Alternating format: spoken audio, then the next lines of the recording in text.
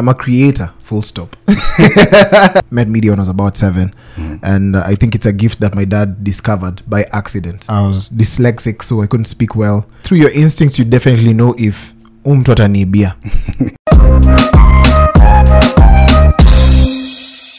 Welcome to the Creatives and Coins podcast, the podcast that dives deep into the creative economy and explores how creatives are turning passion into profits. And my guest today is none other than the very talented Brian Aseli. Welcome, Brian. Thank you so much, man. I really appreciate it. I'm going to ask you one of the hardest questions, even for me. Who are you? I'm a creator, full stop. So I call myself a creator because I suffer the curse of being gifted in so many things. And everything I put my mind to, it just becomes good. I say I'm a creator because if you put me in the media space, I can create. So I do a lot of storytelling. That's how I found my first path, that is my love for media. So I met media when I was about 7. And I think it's a gift that my dad discovered by accident, because I was dyslexic, so I couldn't speak well and read well. So with that trouble, my dad kept on encouraging me. And so because I suffered that, I can hyper focus, master things, technical things, and then forget them at the same speed. So my dad was like, so see, you read this for me. So I started reading from a magazine, and I think that's how I met my passion in media. And then later on it was theater. And then also I was born in a family where my dad is a creator. He wrote plays and did a lot of music. My dad and mom met in a choir.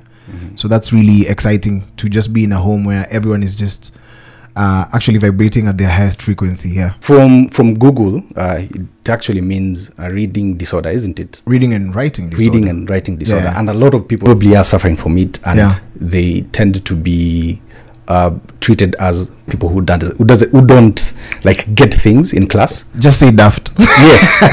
I was trying to. Yeah, it's because so I suffered a lot because I assumed that ultimately I am a foolish person.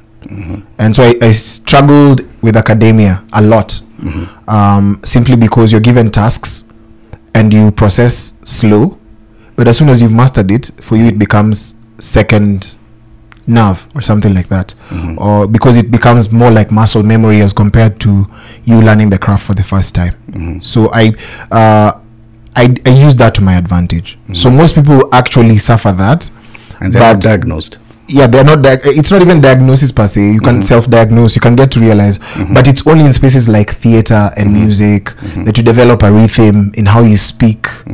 And reading patterns and getting to look at people's body language and getting to understand how you make people feel when you walk into a room.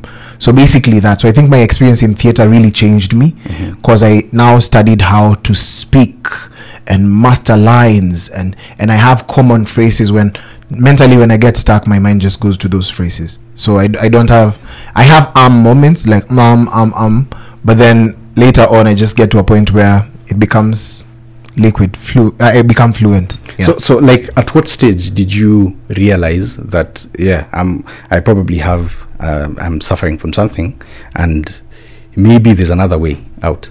16. At 16. Yeah. Wow. So from all that time, from you when you're primary up until high school, you really didn't get what was wrong? For those who went through 844 system, you understand that the person with the highest cramming ability yes was considered the brightest in the room. Yeah. And now when you're dyslexic, reading is a problem. Yes. And so you have to convert it into a rhythm and way where you get to understand. You have to convert that into a story that you can tell yourself, and then your mind can now process that, and then now you can share that story with people. And so it takes you a longer period of time to learn some things, or sometimes you grasp things immediately faster than everyone else because you hyper focus.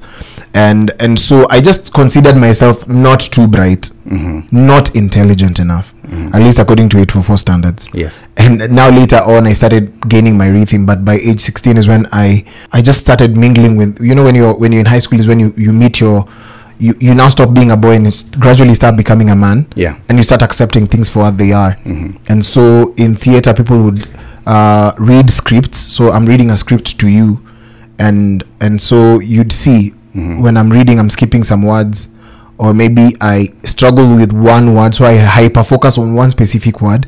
So when it comes to reading that word, I just keep quiet, or I get nervous and I can't actually read it.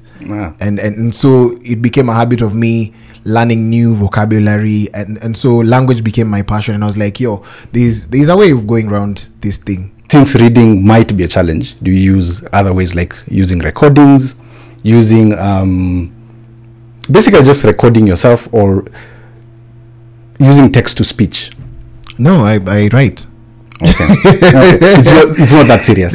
Let me tell you, you get to a point where you now fall in love with the art of language and the art of storytelling. So I love writing, in as much as maybe sometimes my brother will read my script and go like, bro, there's some phrases you're skipping, or there's some words you're actually skipping, and I can't put my finger on that. So what were you trying to say here? Okay. So it just requires a little bit of patience. But of course, technology has come to change a lot of things, where you can do proofreading for yourself. And yeah, if you have very serious people around you, they can help you with that. So to me, it stopped becoming my problem, and it's like my superpower. I love writing a lot. I speak too much, so it became common practice. So even when I get to my TV career was basically without scripts, because they were like, what do you want to say, this and that? Okay, just communicate that. So I would hyper focus and master stories, and I would speak as though I'm reading from a teleprompter, yet I actually don't read from teleprompters. So just tell us, how did you get to TV? Because that was your entry point. Pure accident. Okay, so I studied communication, and I thought I was going to be like a producer, because I love writing and I love creating. Being the guy on the screen was out of bounds, but I really wanted to be on radio. But on doing my campus life, and I was done with that, meant you're coming out here and you're supposed to hustle. So getting into the job market, and it's very, very, very competitive. So I got out. A friend of mine was already working at Standard, and she was like, there's something called screen tests. I don't know if you want to come and do a screen test. And I was like, okay, fine. I will come. I will avail myself. Now they were starting a new show, and they wanted new talent. There's so many people, Nairobi, when they make an announcement about a show, utapata watu wanakuja. So many people will definitely jump in and say, you know what, I want this opportunity. So before I did my screen test, there was so many other guys who had done the screen test. I remember I did my screen test, and because it was a youth show called Youth Cafe, they wanted someone who was pretty much new. And I was like, okay, fine, let me try. So before I was done with my screen test, one of the guys, the camera guys, asked me, what's a unique factor about you? So it was actually one of my producers. Akauliza, what is so unique about you? I was like, I can do news in Sheng. Like, wow. Are you sure? I was like, yeah. I grew up in the hood, so I was like, I can do it. So they told me, Ebu, do news na Sheng. And I went ahead and actually did a link in Sheng. And they were like, okay, this is something really nice. Could be an added factor. Long story short, 2 weeks later, they called me, told me, would you be interested in working with us? Here are the parks and everything. So that's when the money conversation starts. You're fresh from campus, and you don't know how best to even value yourself in the market. And that's usually the hardest part. Creatives do not know how to attach value to their craft. And that's the worst thing. And that's why I usually say, I wish some of the units that we were doing, or some of the subjects we were doing in school generally, from like primary school, would be conversations on money and how to make it, how to make money, how to make money work for you, how to make your craft valuable enough for the market. I wish that was a unit from when we were kids up until now. Yeah. So how did you navigate that, the money conversation? Where would I like to start? But someone told me, in the next 5 years, if you're given the same amount of money, would you be happy with that?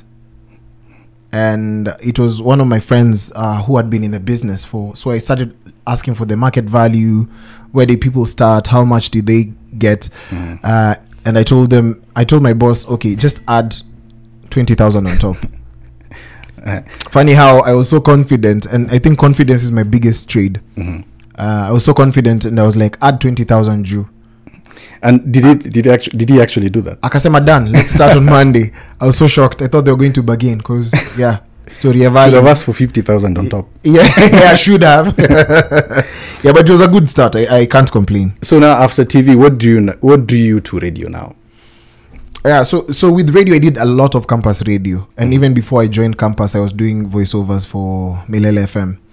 So one of my good friends, Mike Mboabi, would call me and tell me, Niaje, kuna script hapa hivi, so would you like to come in and actually read the script? Let me hear how you sound. So that was my first time, like I was 19 years old. And so he would call me, we would record, I'd sign a paper, he'd give me 3K. The next time I come, I sign a paper, they'd give me like 5K. And I was like, okay, so how do you know it's a 3K and a 5K here? And he told me it depends with the client. And now I started paying keen interest. Nikajuliza, okay, so what do you mean it depends with the client?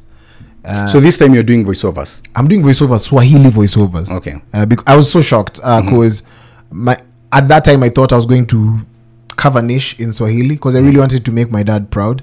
And the most famous guys were actually Swahili radio presenters, Swahili news anchors as well. And I was really I had just fixated my mind on I really want to do this.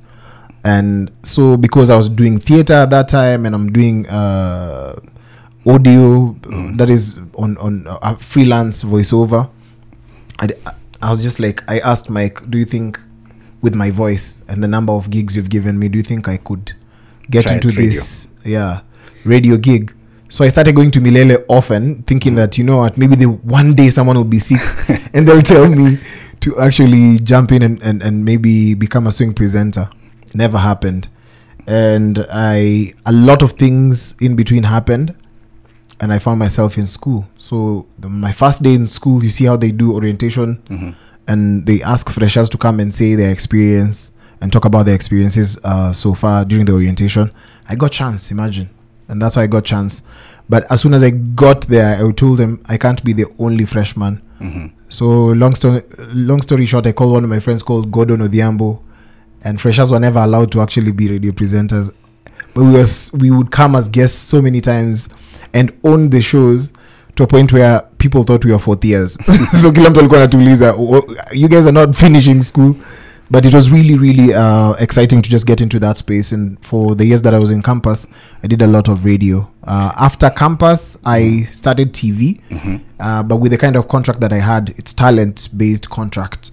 And I had a chance to go to Kubamba Radio. And one of my cousins was a DJ. I was like, bro, I want to start a show. I don't know how to write a radio script. Help me write the radio script. And I was like, okay, fine, I'll help you write the radio script, but I have to come with you guys to studio. So on that day where they were supposed to actually do a demo, someone was sick. Like you had hoped for. Like I'd hoped for in Milele. But then someone was like, oh, I'm running late, I'm not able to come today. What you guys, can you go ahead and do it? I remember one of my friends called he's now my friend, but at that point I did not know him, called Bob Wafula. He was like, hey, you sound like you know what you're doing, can you do a link? And I went into the booth and I was put on the microphone, you know, I was like, this is it. And I did a demo. On being given an opportunity to do the show, they were told on condition this guy is the main host. I was like, okay, fine. That's what prayers do get answered. Yeah, but prayers do get answered, but you can pray for something. But the question is, are you ready? Yes. Yeah, and also the money conversation came to play at that point. Okay. Yeah. So now, looking at the voiceover industry, right now you are getting paid like 5K, 3K. Would you accept that at this point? At this point, yes. It fully depends on the client. Okay. You know, you're my friend, you have a business, you're a startup, and you tell me, okay, I'll give you this and that amount for just voicing. Doesn't it depend on your industry experience, if your voice is now more recognizable? Doesn't it fetch more? Or it actually fetches more, yes. But I'm telling you asked me if I can do it for 3K or 5K. I would definitely do it because it's not money that I have. Okay. Yeah. And then I'll look at I know how the business models work in these spaces. Yes. And sometimes someone will approach you and tell you, hey, I have this and that amount of money. And you tell them, I know what the market is asking for, but I want my voice to be out there, somewhere out there. I remember there is a time we walked into a room and someone was like, I'm giving you guys 5K. And I told him, I'm not going to actually take that money. I was like, kwa nini umse ujisikia? Because that's the conversation. So every time you get into a room and you say, I can't do it for 5K, and I know this client, I know who the client is. So I remember when they called me back, because I know they had listened to some of my demos, and they got to realize that I have worked for this client before. So I know the exact market value for this specific thing. And I was paid 45,000 for something that someone was paid 5,000. It's because I understood the client. I knew who the client was, and I did the least amount of work, because I told them, you're using my voice for 1 year. I don't know where you're going to use it. And how long was it? Platform, the recording, how long was it? I only did one line. Wow. Yeah, it was a Christmas promo. It was supposed to be used for television and radio. So why I did 45 is because I just want to sign it off at that point. Tunaenda Krisi, mama anaka kitu. I'm the firstborn. There's so many factors that come to play at that given point. So it's just like, these guys actually did a lot of work and they were paid 5,000, and I was paid a little bit more because I just told them I understand who the client is and I know the amount of work that we're going to do. So if you're giving me this gig, let's talk, let's sign somewhere, because it's not just a gentleman's agreement. Yes. Yeah. So I think that's actually a very important discussion that you're bringing in. Now, does it depend on the length of recording that you're going to do, or basically you're focusing on the client and the project itself? Because there are points where you'd get, let's say, it's not a promo, it's not a radio promo or a TV ad. It's basically you're working on a film or a documentary. I'll come to you and get to understand two things. If you're given a gig by a non-governmental organization, sometimes they want to buy everything. You know, like they're coming, they'll pay you for your voice, but you don't own rights to the production. And to some people, they'll tell you, I don't have money now, but I'll give you rights to the production. Rights means that you're going to have royalty, you'll collect for as long as this production is being distributed. You will collect. And I think that's where the world is actually moving towards. So what I usually do, I have a team. So I often talk to the team and ask them, so this is a deal, this is what they are saying. Often ask for a contract and ask those questions. Is it going to be repurposed and redistributed? Because sometimes you come and sign off in one project and they give you, say, 100,000, and you're like, oh my God, nimegongawa say in the market, and you think that nimegongawa say, and you've signed off all your rights. And then this person will repurpose the same documentary for different platforms. Right now we have the streaming platforms, and you'd find that if you're paid one-off, then you'll never collect for as long as you signed a document that said in perpetuity. Yeah. So if it's perpetual that you've released everything, now they own everything, and in terms of collection, you cannot collect so long as that production is being distributed, or so long as that project is being distributed. So that's the question that creatives do not ask themselves, because unfortunately, especially with the Kenyan industry, there's not so much money circulating in the creative industry. And you'd find that most of the young people are thinking about now. And I've been given 120,000. Me, I'm good. You know, I'm being given 100,000 per episode. Bro, nani atakata hiyo pesa? Who's gonna say no to such a deal?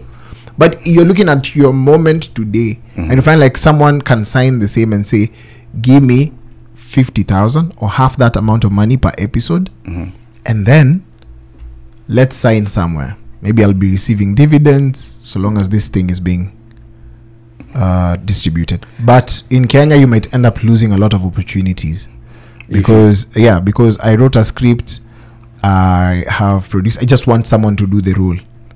And then with the distribution, if I get an investor or however, I want to own it. So it actually applies even to scripts, even to every other creative work that you're putting out there. Yes. So and it's not, you don't count with voiceovers. Some people, it was a model that was being used earlier on, where people charge per line, this and that amount of money per line. But we got to realize that they'll edit the script, make it shorter.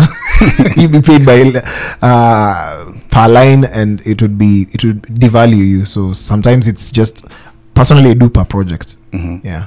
So just moving to personal branding. In radio, do you have to create a persona? And have you done that? Is the same Aseli I'm gonna listen to on radio? Is it the same person I'm gonna meet when you're hanging out? So my voice, yes. I have a radio voice, yes. And I also have a personality that most people. I'm not the fun type. Like when you chill with me, I'm not the one to say, let's go for a road trip. I'm not the fun type to say, oh, where's the party at? I'm an almost introverted guy. But you can't really tell that. I go inward. I go inward a lot because I've been in the business for well over 10 years. And with that experience, you give out so much every single day. And some parts of your personality will spill over. Anytime you hear Aseli telling people on air, listen to me, this is what I have to say about this story. That's me speaking. When I'm talking about a topic and I'm picking sides, there are some things that is just a persona for on-air talent, you know? Yeah. Have you ever had experiences where audiences confuse that and they... Yes. There's a time I did a segment for Wamamas. And so I was doing this segment where so every time before the end of the show, I'd give these people a story, my escapades with my Momamas. And then so they assume that I am into older women. And so when I meet slightly older women, they're like, hey, we know your type. They think that's what I like. but in true sense, it's it's inverse. I don't know. Yeah. So how do you separate that, your radio persona and your public? Sometimes it's not for you to separate. Sometimes it's for you to be an enigma. For people to just enjoy you and your craft on air when they meet you outside. Sometimes they call me. I'm ever since I was a kid, it's very rare for people to give me a nickname, but all the nicknames I get are actually nicknames that I get from my on-air personality. Maybe a story I said. Mtu wa mumama. Mtu wa mumama. I remember I was doing the Chronicles za Mamanduta. So they started calling me Babanduta. And it was fun. It's just fun. So sometimes you don't have to explain yourself or differentiate it because it's called the theater of the mind. If you can just get an opportunity to alter someone's mind for them to think otherwise, and then when they start meeting you and getting to understand you and knowing you, they get to realize, wow, okay, because like my face is actually a very serious face even when I'm walking in the streets. When I meet people, they're like, hey Aseli, uko serious sana. Ambia kuma unaweza kuwa serious and yeah, that's how it feels sometimes, but yeah. So you mentioned that you're a scriptwriter, and I understand also you do music. So do you sing? Yeah. How can I? You have songs out? I'm not gonna say that. I have one song out. I am not a very good recording artist. I'm a very good stage performer in terms of sound, in terms of music directing, in terms of choosing the right music for particular scenes and roles. That's what I do. And you've also won an award in that. Yeah, a couple. Okay. Because I got into mentorship in music and training people on stage presence and public speaking as well. So I started with Spellcast Media. So I started doing that, and we did such great African stories. And so basically that, and Red Fourth Chorus. So I got into that, and currently Sons of Muju, which is a company that I run with my brothers. Okay, so just tell us a little bit more about Sons of Muju. Okay, so Sons of Muju is made up of 3 boys who came from the same parents. So I don't know if my dad has other kids. So your dad is Muju? Yeah, it's called Mujukane. Okay. Mujukane is our family name. Okay. So we decided to call ourselves Sons of Muju because, hey, kupata jina ya kampuni ni hard. Have you ever tried doing a name search? What people do is you patch up your last names. Budokinjo. Yes. And there you have it. Yeah, Mudoni and Toroge Mudokinjo. Saying a name is hard, but we just decided because we were chilling a lot with my brothers. We are very good friends, and all of them are very gifted. My dad was a thespian. He wrote a lot of scripts, did a lot of music. My dad and mom met at a choir, and so for us, even at home, the quality of music we listened to, the quality of productions we watched, was pretty much inspired by the artists that came before us. And so we were like, if we are this good, my youngest brother is a very good songwriter, and he has almost pitch perfect when it comes to the keys and everything. He can really hear. And my younger brother is a very good stage director and award-winning actor as well. And I also come from the same cloth. So we create, to keep a story at home, like it's really robust. And my mom would be like, your story Bambi. And that's your mother telling you that, your story Bambi. I conflict strong. And you know, this is regular conversation at home. So you actually pass the script through them? Not really. We like it when our parents come and watch the final work of art. But just amongst brothers, we argue a lot. You find that my youngest brothers fall in love with a character. So it's like, this character is not going to die, because I think because they're a singer, they should go on and give us the last song. And we back and forth. But when creating with you, so you basically create a lot of musicals? We've not done a complete musicals. We just write plays with music in. Okay. But we are yet to do like a full-blown musical, because we know what it entails. And sometimes because we're just getting started with our productions, it's very hard to actually put a finger on the right kind of story that we'd like to tell through music, because most Kenyans do not enjoy the American style musicals, whether we like it or not. Mnaimba nini simuongee tu tusikie. And then sometimes Kenyans really want to hasten the plot, but we are going to definitely do like a full-blown musical. So working with brothers and having that conversation on money is the crazy side of things, because there's someone gave me advice and told me, don't work with your family members, don't do a family business. And like I got to a point where I got to explain money to my brothers. And so we started testing it with small amounts of money. 5K, 10K, we do a gig, 15K, the money grows, and the levels of trust grew. But you have to do documentation and actually do contracts. And we are employee number one of our company.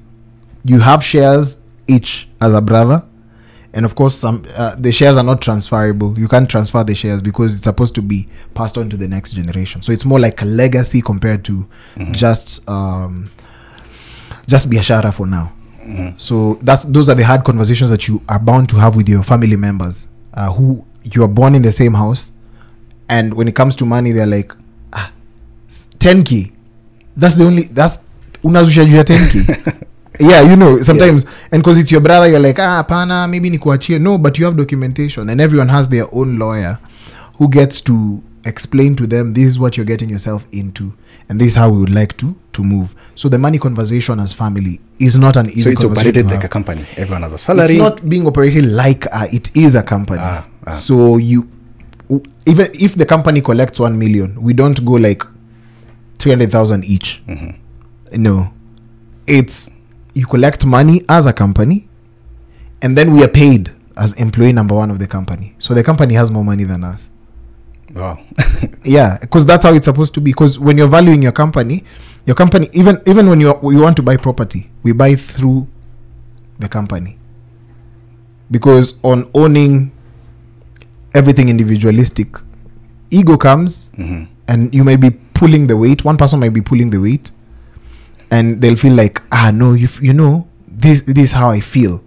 So how do we move from feelings into facts? Because feelings, you tolerate them for a while, that's what's going to destroy you. Because if you're, say my youngest brother strikes a deal, and it brings 3 million, you know, it's very hard to have that conversation and say, you use the company name to get this 3 million, so give everyone 1 million each. So we have clauses and on the contracts that tell you how much money you get for bringing biashara. So it's no joke, it's not child's play. And my dad has been in finance for a very long time, because he was a music composer and everything, but he was also in finance for a very long time. So he understood that, but he never trained us. And he tells us the proudest moment is actually when you guys talk about money and you don't fight about it. So this also, I feel like it's something that a lot of people get into partnerships, even with friends, and they don't really consider that as an important aspect, because money can actually itafanya watu wakosane. So I even who owns what? So, like, in terms of just having that conversation, what do you feel that would be the best steps, even for friends who are coming together to create art and all that? How do you start that conversation that we need a company and we need to separate it, we need even to hire someone to handle the finances? How do you have that conversation? First of all, I think through your instincts, you definitely know if mtu atanibia. Naturally, you know your friends. So if you're to do biashara, I usually tell people, don't only do biashara amongst friends. Because, like there's a gentleman agreement, which was something our parents worked with. I remember my dad was trying to tell me a story about his friend who had an Indian friend. The Indian friend has a hardware till date, and this other friend is in construction. So he would actually come and tell him, give me 200 mabatis. Give me 200 mabatis. And with the 200 mabatis, let me go and do my construction and finish. I will pay you. And this guy would come, take his lorry, load it with 200 iron sheets, take it to this guy. And this guy would pay him on time. That's a level of trust that you cannot explain. There are people who can work like that. Yeah. But in the day and age we are living right now, my best advice would be, if you're to do biashara with your friend, allow yourselves to move from just a gentleman's agreement into let's sign for this.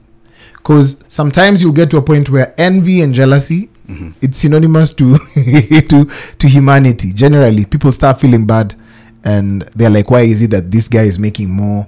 If it was not for my mabatis, I don't think he would be making this. If it was not for me giving him free cement and bricks or stones to build, I don't think he would move as fast as he is. So just removing that naysay, you come, sit down, do a documentation and say, this is how I would like us to transact. The good thing about contracts is that they can be adjusted. They can be terminated. You see? Because sometimes you'll do a biashara and get to a point where you're like, I don't think I want to do biashara with Aseli. Yeah. A contract can be terminated, but friendship we live on, because tuseme tulikosana in terms of biashara, we are not able to see each other eye to eye. But we can actually just continue being friends, knowing that when it comes to money, I don't owe you money. I just owe you some level of loyalty. And sometimes you can get that switched up. People can play you, people can betray you. Yeah. So do you feel that it's actually very important for creatives to when they're putting their creative works out there as a business, do you feel it's important for them to perhaps set it up as a company, or just formalize it, making it something which is a formal business? It's not much for you to actually have a formal business. For example, you might come to me and tell me, Aseli, I want you to write me a script. What I'll do, I'll tell you, I'll write you a script. But as I'm writing this script, are you paying me? No. Okay. Are you buying this script? No. Then for me as Aseli, I'll own the intellectual property. Intellectual property means this is my stuff. This is my piece of land. As Aseli, I own this piece of land. But I have to also, now that's where maybe a gentleman agreement will come, and I'll be like, I'm just giving you this script because I know you're a very good director. But I would advise people to always follow up. Say, we are signing that this script brings that and that amount of money, I get this and that. Always earn from your estate. That's why they call music and creation estates. Okay. Yeah. So as it has value. It has value. So always put the money conversation before anything else. Yeah. Okay. So now as we wrap up, what do you think would be the most surprising thing that your audiences or your fans would actually do not know about you? Hey, my fans do not know a lot of things. What is the most surprising?